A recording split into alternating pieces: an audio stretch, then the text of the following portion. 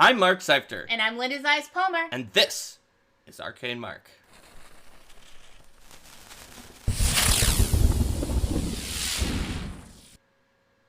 Hello, everyone, and welcome to Class Chat Bard, the third of our class chats that are just going in alphabetical order. About the Bard.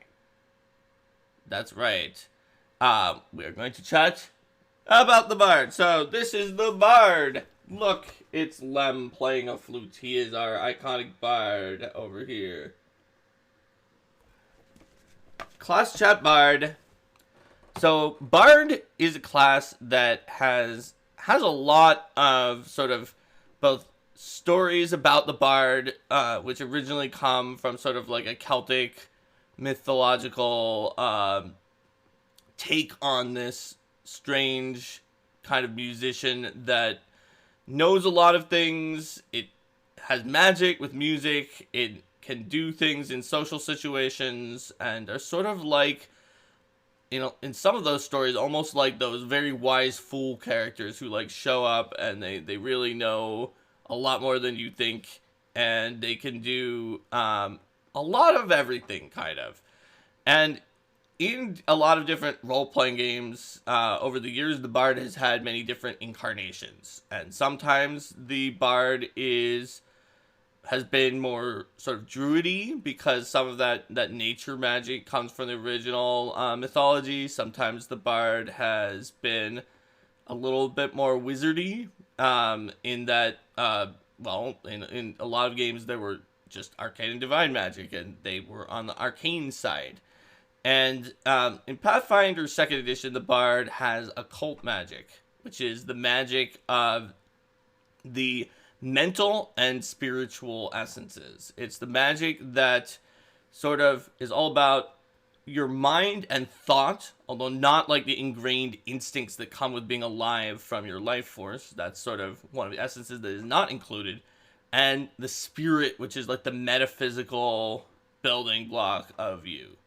So that builds up the Bard because they have music that can inspire and alight your soul to greater depths, and also your mind, and sort of has this connection to people, not on the physical level of their current bodies, but like on a metaphysical level, the stories, the cultural generations, and how everything connects. And understanding that those stories and that connectivity, it certainly fits in with the occult tradition as well, a lot more than the arcane, like, yes, we're going to study this and we're going to understand exactly how it works, or the divine, where it is, I'm just gonna pray. I'm gonna pray, and somebody else is going to show me the wisdom. It's trying to get at greater mysteries and greater connections, and every Bard is going to have a slightly different way of doing that. That's right. And there have been a lot of memes about Bards in different games, just like sort of depending on how they worked, they could be more or less useful. I mean, in some like video games with Bards, they put out buffs that were so important that they were considered to be almost mandatory to include. Then there's like Final Fantasy IV, where the Bard were just kind of hid and was not very useful. And there's definitely the idea that coming from sort of the classic translation of Final Fantasy IV of the Spoony Bard, who is a character that's not very useful to the team and just kind of like hides and vaguely plays some music every once in a while and tries enough to be maybe a jack of all trades that is not accomplishing anything. So when it comes to the Pathfinder 2nd edition version of the Bard, that class typically does not play as the Spoony Bard. And we'll get into that as we start talking about the Bard some more. So the Bard is another one of those classes that I took the lead on, like the Barbarian as well. So here's what the book says about the Bard. You are a master of artistry, a scholar of hidden secrets, and a captivating persuader. Using powerful performances, you influence minds and elevate souls to new levels of heroics. You might use your powers to become a charismatic leader, or perhaps you might instead be a counselor, manipulator, scholar, scoundrel, or virtuoso. While your versatility leads some to consider you a beguiling ne'er-do-well and jack of all trades, it's dangerous to dismiss you as a master of none. That's sort of what it says here about the Bard. So basically what the Bard class expects is that during combat encounters, you might use magical performances to affect the odds in favor of your allies, confidently alternating between attacks, healing, and helpful spells as needed. During social encounters, you might persuade, prevaricate, and threaten with ease. You're very charismatic. And while exploring, you can be a font of knowledge, folktales, legends, and lore that provide a deeper context and helpful reconnaissance for the group's adventures. Spells and performances inspire your allies to greater discovery and success. In downtime, you can earn money and prestige with your performances, gaining a name for yourself and acquiring patrons. Eventually, tales of your talents and triumphs might attract other bards to study your techniques at a bardic college. So, the bard description expects you might have a passion for your art so strong you forge a spiritual connection with it. You might take point when tact and non-violent solutions are required, and you might follow your muse, whether it's a mysterious fey creature, a philosophical concept, a psychic force, or deity of art or music, and with its aid, learn secret lore few others have. Meanwhile, others probably relish the opportunity to invite you to social events, either as a performer or a guest, but consider you to be something of a curiosity in their social circles. Underestimate you compared to other spellcasters, believing you are little more than a foppish minstrel and overlooking the subtle power of your magic, and respond favorably to your social charm and abilities, but remain suspicious of your beguiling magic. So that's sort of where your touchstones are for the bard in-game based on the book. So what you wind up starting out with is a pretty decent initial set of statistics. You're an expert in perception. You have an ear that can hear the subtle difference in all sorts of music, and an eye that can pick out different pieces of art, and an expert in will, trained in fortitude and reflex saves. You've got occultism, performance, and 4 additional skills, plus your intelligence modifier. That's quite a few. Classically, the bard has been pretty skillful for a spellcaster. You've got simple weapons plus some bardy weapons that they've been known to use from Pathfinder First Edition, like longsword, rapier, sap, short sword, short bow, and whip. You've got light armor, unarmored defense, and occult magic. That's sort of where you're at with your starting bard.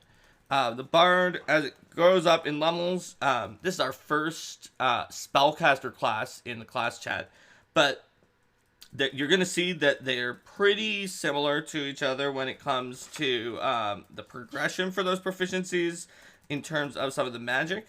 You're going to get all the way up to legendary in spells. That's what a lot of spellcasters get, unless they've traded something out to become better at other things. And you're going to see that the other things that started at expert, your perception and your will, advance to master. At least bard actually gets legendary will at level 17, which is pretty handy. And you're also going to see that the trained and fortitude and reflex go up to expert along the way. Those are at levels 9 for fortitude and 3 for reflex, which is pretty quick for the reflex. The bards have a pretty decent progression. They don't have as many spells as the wizard or the sorcerer does. When we look at how many spells we start off with, it's 2 first level spells and 5 cantrips. This will eventually go up to 3, and then when you get a new level of spells at level 3, it starts at 2 and goes up to 3. Wizards and sorcerers are going to have 4, or 3 and then 4 at those levels. So some other things that you get at first level is you're going to have some composition cantrips. So composition spells are a special kind of spell that only bards can use. Again, this is our first spellcaster, but you'll see that all the spellcasters have a special kind of spell.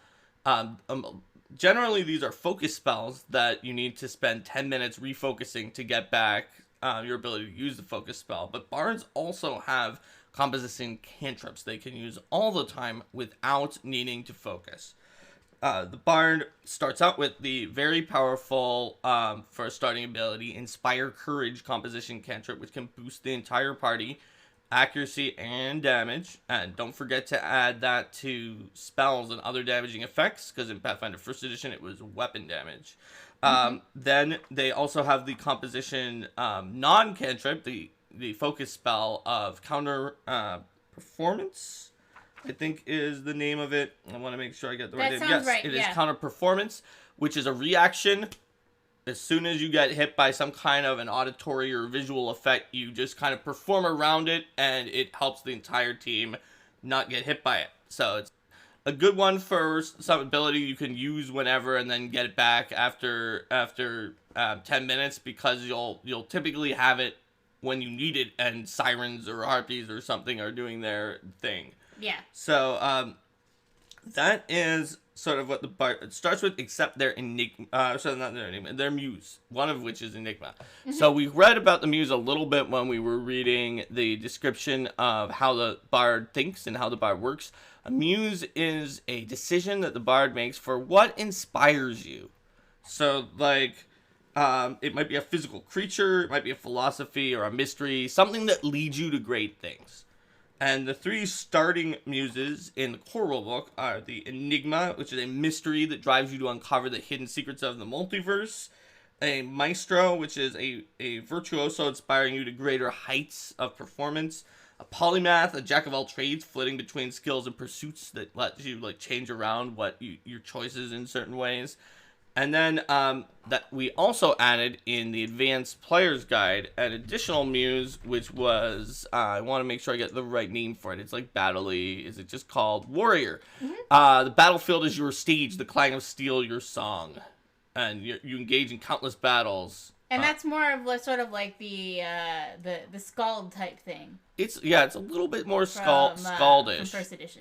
Because it's definitely got not only some good battle and martial abilities and also more weapons, but it even has like some songs, some performances that are in there that are like very similar to what the Scald can do. Are there in the Advanced Player's Guide? So that is basically what's going on with the Bard. You'll note that it goes up to expert proficiency with its weapons, and that's going to be a common refrain when we go through these caster classes. You're never going to see a class that goes up to master proficiency and gets spells all the way down. The closest that you might come is the playtest classes, the Magus and the Summoner, and they have some pretty restriction. They don't quite get all the way to 10th level spells. They get to 9th. And they have some pretty restrictive elements on how many spells they have, because it's a big deal to have master proficiency in your weapons, and to generally be built on like more of the martial chassis in some ways that those hybrid classes are. So let's see. I think that's basically it. You get weapon specialization after your weapons go up to expert. And, I guess at level 19, you get Magnum Opus, which is a class feature that gives you a 10th level spell. You'll find that all of the spellcasters that we're going to go through that are from the core rulebook and the Advanced Player Guides have something like that. And it's a special slot, because you get it from the class feature and you can't get more of them other than by taking the 20th level feat that comes in the class that gives you a second one. And 10th level spells are very special that way, because there are some other ways to achieve spell slots of any of the other kinds of spells up to a decently high amount at higher levels, even of 9th level spells. With 10th level spells, you're never going to have very many, and some of them do some pretty outlandish stuff. So looking at the 4 paths for the Bard between the Enigma, Maestro, Polymath, and Warrior, each of them kind of has a different thing that they specialize in. So the Enigma is all about knowing things. So you get a special lore that applies to everything in the game. That's pretty cool. You start off with that one. But then the Enigma picks up some kind of interesting additional things later on. The ability to just get more information from every recall knowledge check. And then the ability to just make 5 recall knowledge actions in a single action. Just whatever you want. We have an Enigma in one of our games now, and it's very much like I'm gonna roll the I know everything skill. Yep. The Enigma is like, I'm going to look at the stones of this building and see if I can use it to figure out what kind of mercenaries are here based on my knowledge of the way everything connects to each other. There's also a thing that Enigmas start having coming in at higher level of the class that is pretty powerful, which is they have a level 16 and level 18 feat. Level 16 feat is going to give you one additional spell each day from your second highest level, essentially. It's anything but your highest. And then they've got an 18th level feat that gives you a massive number of more spells in your repertoire. Which makes me realize we did not describe spell repertoires. Yeah. So, when we said bards get a certain number of spells each day, the way that they cast the spells is that their muse helps them get this repertoire. It's a list of spells that they know how to cast. And then they have a certain number of spells each day. They can just cast any combination of the ones they know how to cast. The ones they know how to cast, those are called their repertoire.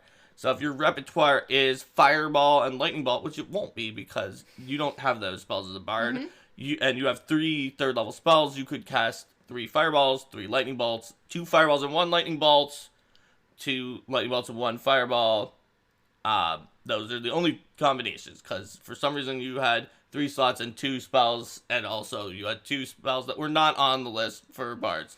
But the way you gain them is that they typically come 1 per slot, so you would really have like Fireball, Lightning Bolt, and Haste if you could have those spells, and then you would have way more combinations. Yeah, and in a lot of classes do that, where the number of options you have is the same as the number of spells that you have per day, but they're not tied together in the same number, so that if you had something that boosted one, it wouldn't automatically. Such as that Enigma ability that gives exactly. you 1 extra in every level for your repertoire. That's a lot of extra, and it's pretty handy. At that point, you'll have as many in your repertoire as the sorcerer does. So, that's sort of where you're going with the Enigma. They've got things that are all about knowledge, and in that case, like, adding more things to your repertoire is just a deeper amount of knowledge. The Maestro is a really fun one, because the Maestro wants to perform to greater heights, and so the Maestro has a lot of things that are based around, like, sort of messing around with your performances via meta magic and other things like that. So you can get lingering performance, where your performance lasts longer, and use a focus point for that you need to recover after 10 minutes. You can get some additional performances, like Inspire Competence, to really assist your allies very easily. You can get a different focus spell where it doesn't last longer, but it can buff up to a +3 if you critically succeed on a perform check. And you can even get some additional abilities to have up 2 performances at the same time. And eventually you wind up with a 20th level feat where you can just have an unlimited number of performances at the same time, no problem. And that 2 performances at the same time thing is something that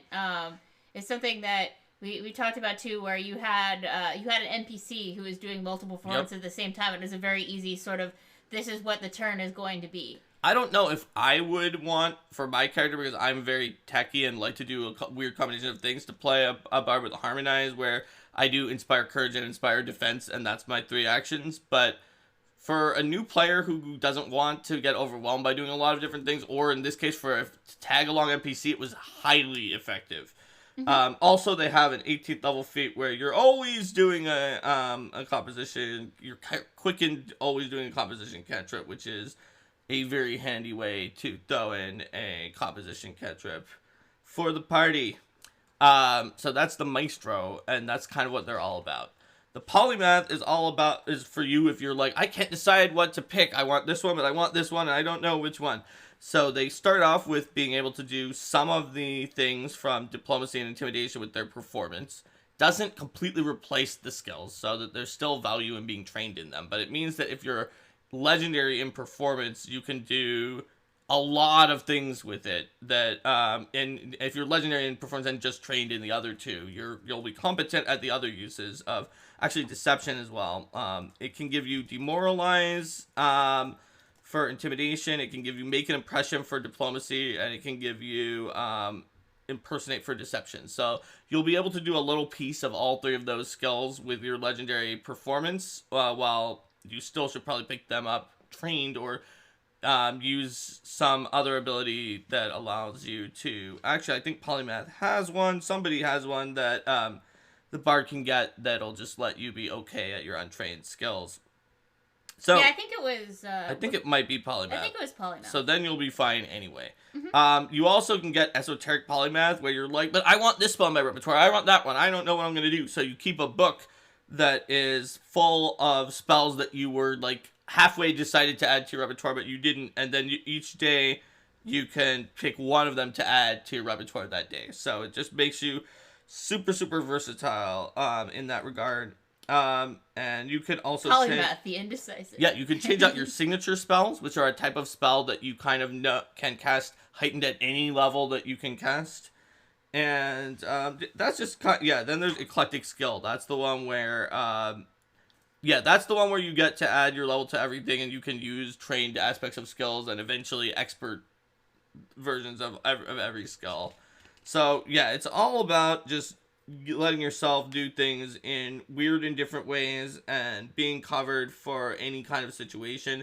The 18th level Impossible Polymath is allows you to actually add spells from other lists into that book that you've been keeping. So if you really wanted to have... If you want heal, or if you want, like... if you really wanted the lightning bolt and fireball combination... Yeah, but you have only one. I know. But you could have one of them. You could. Or you could have, like, some really weird spell that is, like, super iconically for not you. Like, probably Avatar. I don't think there's a limit that says it can't be a 10th level spell. And it's like, I'm gonna turn into a deity's avatar. Why? I don't know. I'm a bard. So, yep.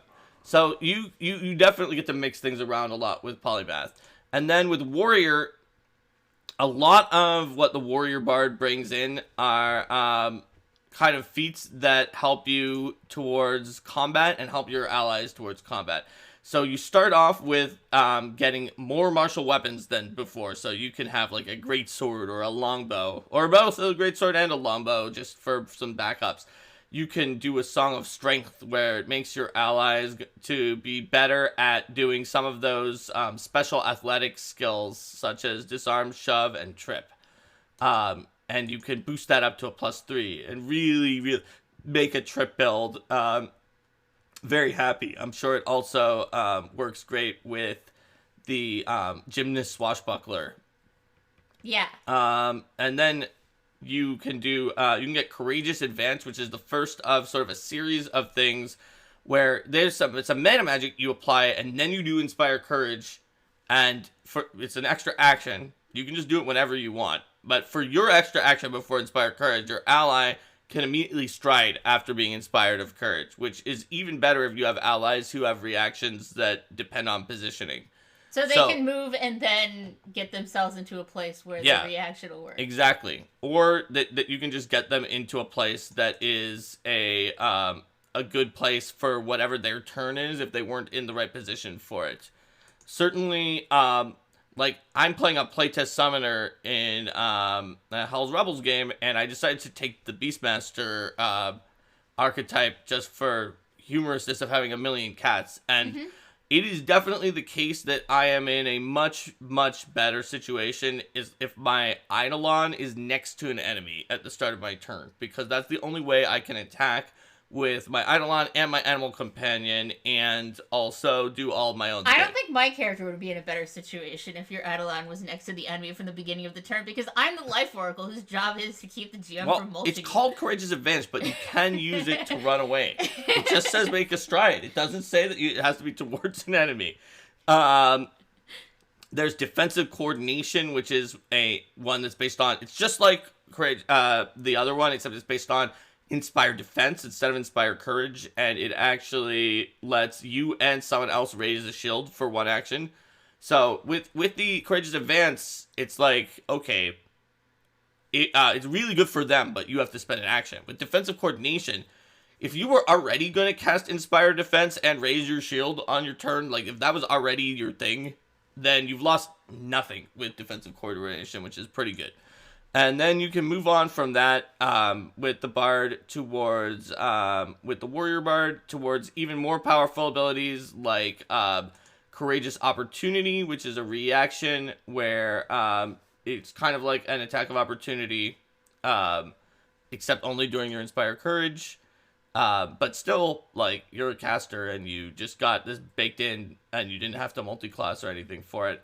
You can get Courageous Assault, which is like Courageous Advance, except for that it gives your ally a strike.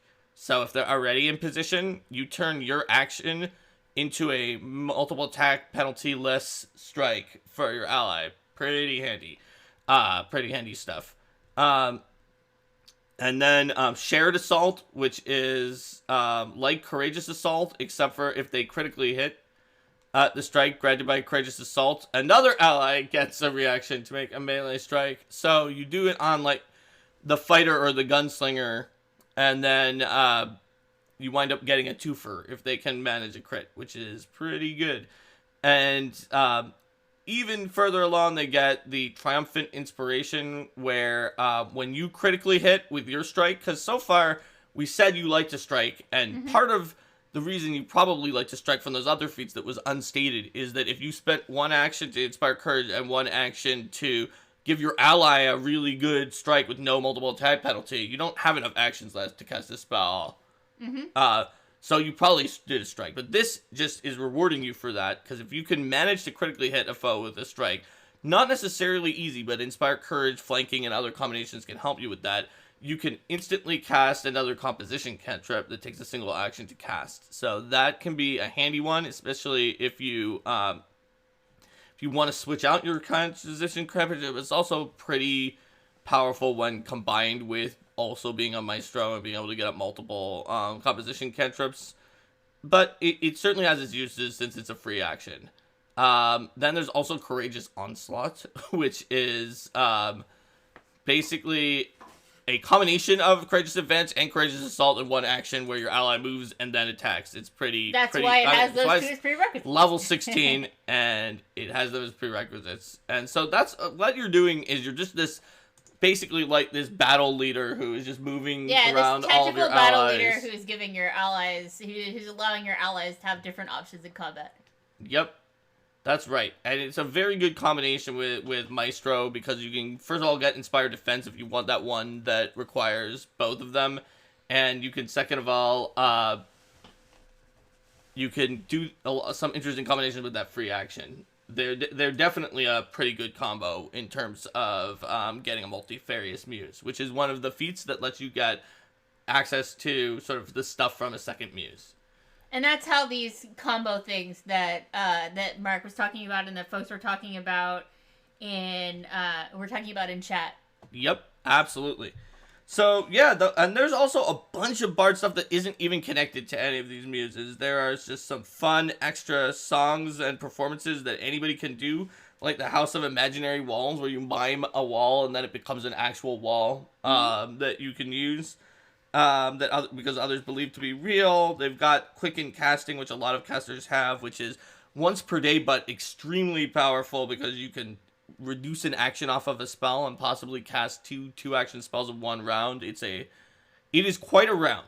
You then don't have a 10th level feat for the rest of the day, but I have seen it on spellcasters, and that round, when you do that, is quite a round. Yeah, when you know that this is the big, it is very thematic for the Bard too, because when you know that this is the moment that the story is focusing on, this is the moment when the heroes are being called upon to do something great, you do something that breaks the laws of what would otherwise be possible. There's also just a lot of other composition cantrips, some of which are not connected to Muse, such as leading all the way up to Fatal Aria at 20th level, where I think you can just kill an Ancient Black Dragon automatically with Fatal Aria. It doesn't even get any kind of a save. It just dies with one action, where you just are like, it isn't over until the Bard sings, and then you do like the Ride of the Valkyries for like one note of it, and the Ancient Blood Dragons just dies. Yeah. And if it's something that's more powerful, you gotta like beat on it first. You do.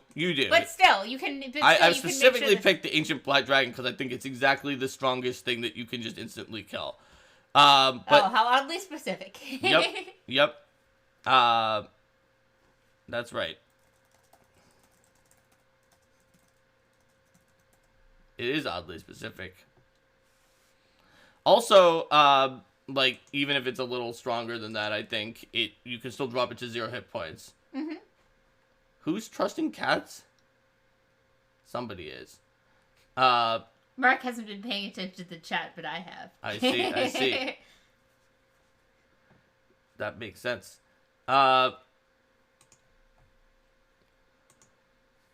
So let's see what we've got here. I think we've talked a lot about where some of the feats for the bard come in. Just a lot of the other ones give you different performances, like that will just help you in a lot of different situations. However, some of them give you something else. Like there's definitely a few, even at the high levels, that are not performances, that are more of like. We mentioned the 20th level feat that gives you a second 10th level spell, but like all in my head, where you decide that everything is all in your head, and therefore since being attacked is a figment of your imagination, your reaction allows you to change the damage type to mental and make something non-lethal, as long as it wasn't like disintegration or a death effect. And what do you mean it's all in your head? I just chopped you with a greatsword. Nah, it was just a non-lethal thing that was in my head. You can't do it if you're immune to mental effects or mental damage. Mm-hmm. That doesn't work. But you could definitely stack up heavy resistance to mental damage and then say that everything is always all in your head. Pretty handy. And it's just a reaction. You can use whatever you want. And that's just one of them. There's a bunch of other random things that the bard can do. There's a lot going on with the bard.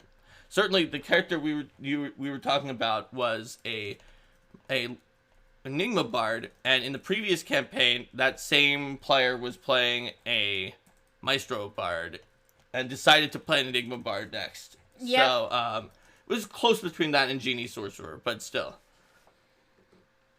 that's I think that's at least a demonstration that for that player, the bard had a lot of different options that.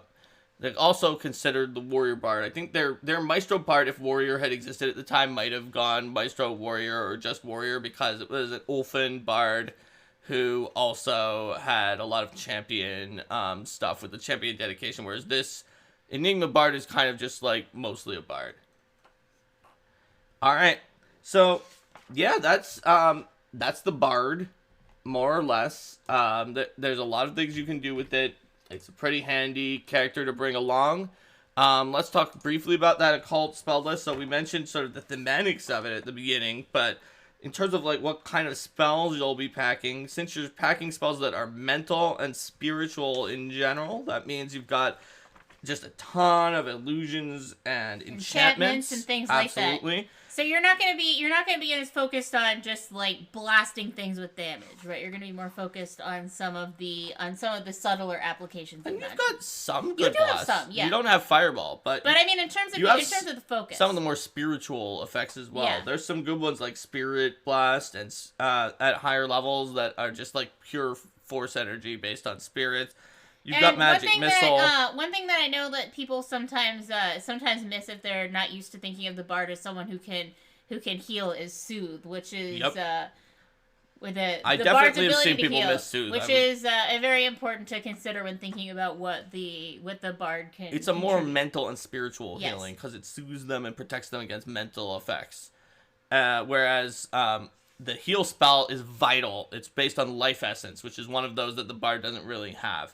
The bard does have a fair amount of necromancy as well because of that spiritual connection. But it's not always going to be like the same exact kind of necromancy that you might see from some of the other characters. Plus, the divinations, of course, often mental and spiritual. Actually, yeah, like it makes the cult you're really not good going to at see as much divinations. in terms of like that balance of life and death and undeath and things like that is not so much what you see of the necromantic effects here. You're going to see more things that are about that are more like, you know, removing paralysis or things like that are about the body in a different way. That's right. And a lot of your damage types are either mental, or sonic or force, are going to be where some of your damage types come in. You're going to have a lot more of those than you are of, like, things that are in the matter essence, which is another one you don't have, like fire and cold and things like that are about, like, the fundamental forces of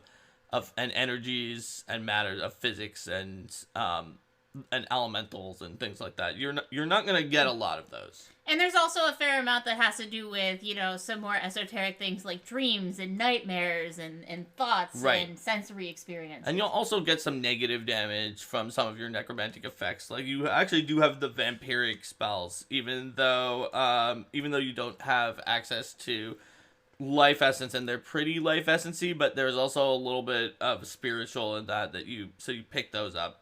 So, yeah, that's what you get. It's actually pretty versatile. I mean, it's not as versatile as the arcane list, also known as, like, the giant greedy list that attempts to devour all other lists due to the fact that you just try, and you're like, wizard, arcane, you probably shouldn't get this spell. It really is a thing for other classes. And then the arcane list says, but there's a wizard, and they have 8 specializations, and how many spells do they have of this school? Yeah. Feed me spells on this list. But other than that, the occult list has some of the most spells. We'll look into each of the lists as we go through the classes. The occult has, if we just put arcane aside, there's 3 other lists. Occult has some of the most of the other 3 lists. Primal has a really good combination of them. And Divine has some of the most that aren't on other people's lists. So they each have sort of some of their own specialties.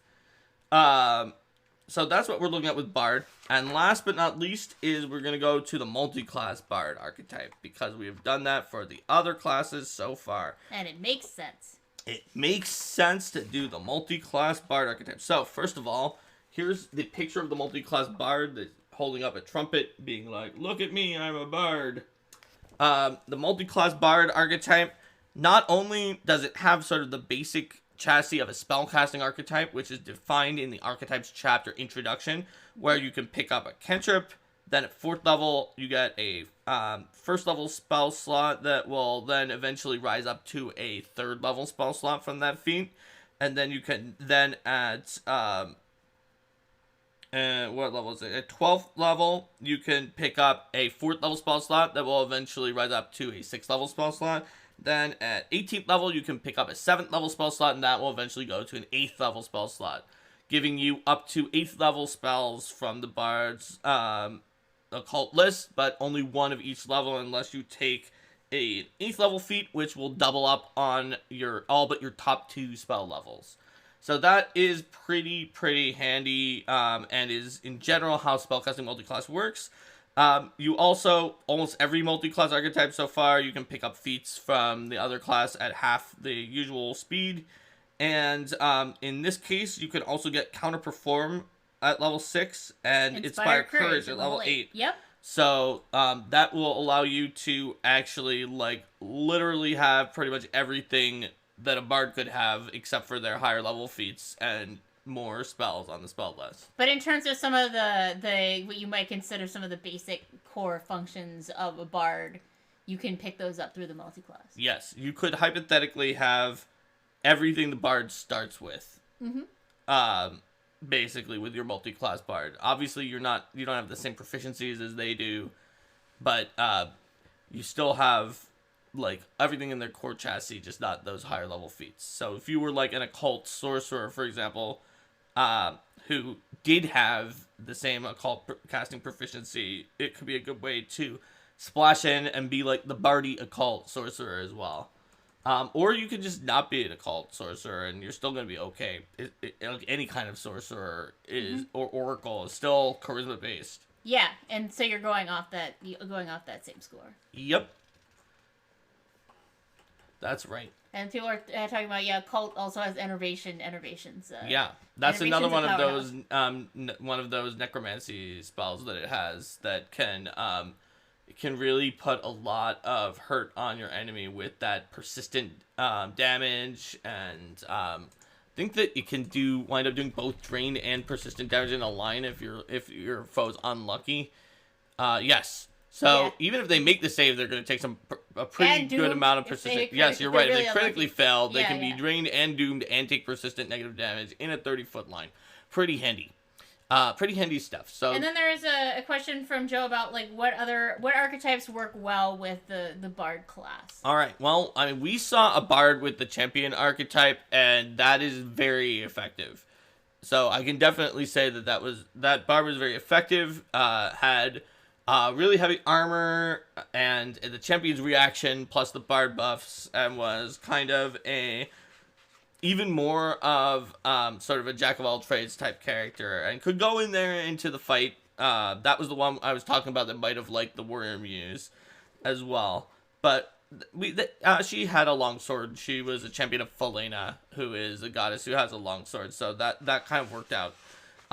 Multi-classing into any of the spellcasters that shares your use of charisma could wind up being helpful to you if you're a bard, just because of the fact that hey, use the same ability score. Yeah, use the same ability score. You've already got that, and it can expand your opportunities in terms of what spells you can use. That's also another reason that multi-classing champion is easier, because you already have the 14 charisma for it.